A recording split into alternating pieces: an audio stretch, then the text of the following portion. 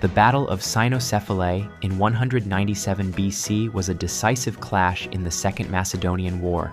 Here, the forces of the Roman Republic, under the command of Titus Quinctius Flamininus, confronted the army of the Kingdom of Macedon led by King Philip V. The battle took place in the misty hills of Cynoscephalae in Thessaly, Greece. The outcome was a decisive Roman victory, marking the end of Macedonian dominance in Greece. This triumph firmly established Rome's growing influence in the Greek world and became one of the earliest major examples of a confrontation between the Macedonian Phalanx and the Roman legion. The background of this battle began with rising tensions after the First Macedonian War. Philip V continued his expansion in the Aegean region and Asia Minor, even forming an alliance with the Seleucid Empire during the Fifth Syrian War, which alarmed Rhodes and the Kingdom of Pergamon. After the Macedonian navy was defeated at the Battle of Chios in 201 BC, envoys from Rhodes and Pergamon appealed to Rome for assistance. In response, Rome sent diplomats to form an anti-Macedonian coalition, and in 200 BC it officially declared war on Philip. In 198 BC, Consul Titus Q. Flamininus was assigned to command in Greece. He attempted to negotiate peace, demanding that Philip withdraw from all Greek territories, but Philip refused. The conflict therefore continued. Flamininus advanced with his forces into Thessaly, while Philip moved south through Thessaly in search of open terrain where his phalanx formation could be effectively deployed. Flamininus quickly took advantage of his favorable image among the Greeks. He spoke Greek fluently and presented himself as an admirer of Greek culture. This approach persuaded several of Philip's allies to switch sides. For example, the Achaean League joined Rome. Both sides eventually encountered each other along the ridge of the Cynoscephalae hills.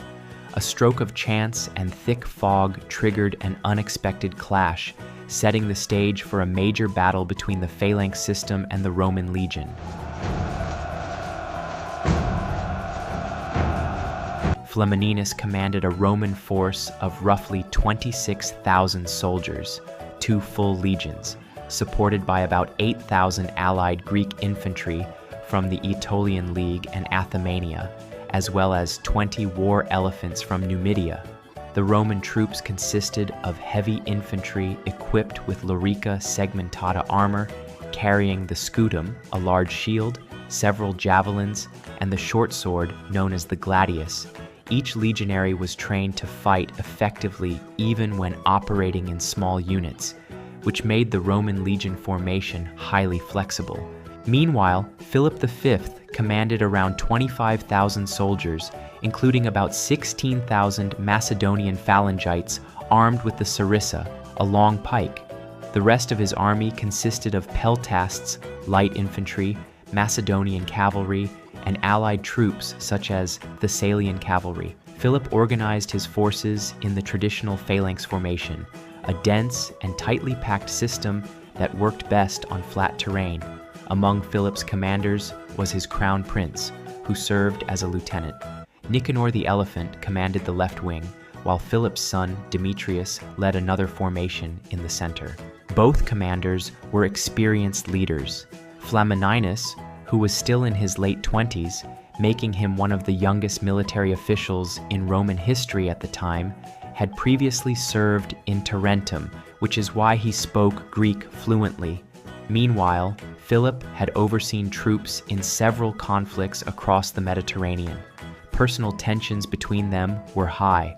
Flamininus represented Rome's ambition to expand eastward, while Philip fought to preserve the Macedonian dominance inherited from the legacy of Alexander.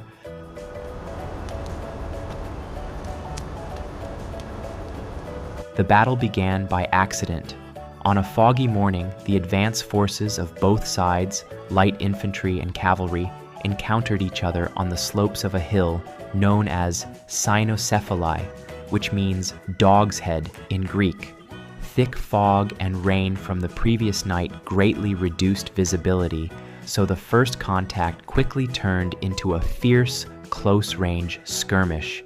Flamininus immediately sent 2,000 additional light troops and 500 cavalry to reinforce his panicking forces, while Philip assembled 3,000 heavy infantry and cavalry that arrived under the command of Athenagoras.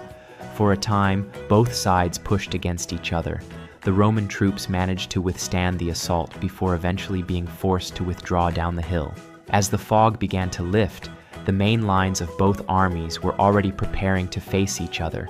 Flamininus positioned his forces at the foot of the southern hill, placing his war elephants at the front of his right wing. Philip, believing the enemy was already wavering, ordered his phalanx formation, consisting of 8,000 phalangites and 4,000 peltasts, to move down the slope to attack the Roman left wing. The advancing phalanx gradually pushed the Roman left wing backward, though the progress was slow. Seeing the pressure on his left flank, Flamininus ordered his right wing to advance.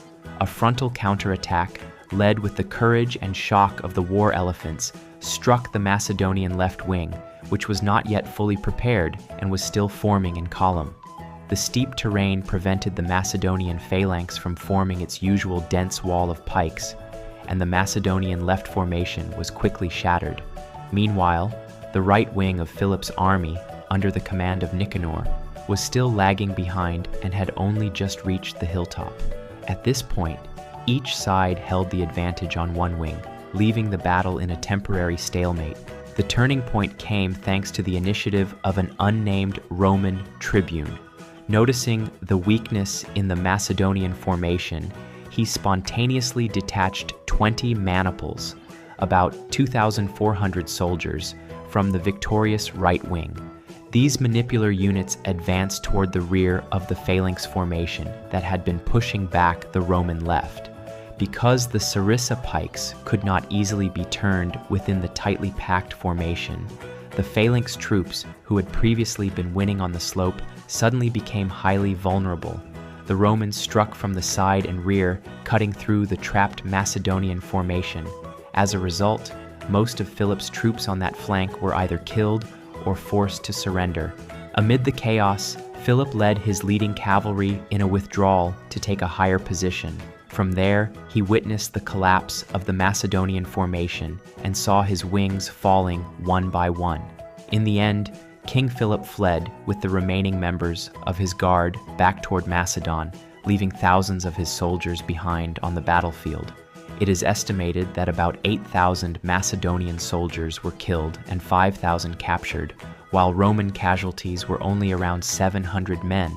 On the Roman side, the victory was celebrated as clear proof of the effectiveness of the manipular legion system against the traditional Macedonian phalanx. As an interesting note, the historian Plutarch adds an anecdote.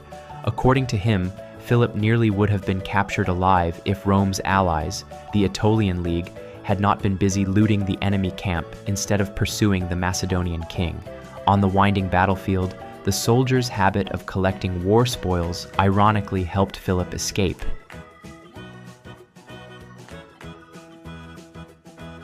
The victory at Cynoscephalae brought major consequences for Philip V.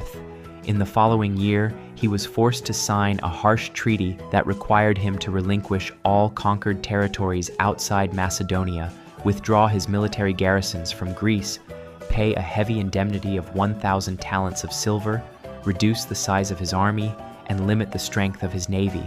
As a symbol of victory, Flamininus later proclaimed the freedom of the Greek states during the Isthmian Games in 196 BC, declaring that the Greek cities once controlled by Philip were now free from Macedonian rule.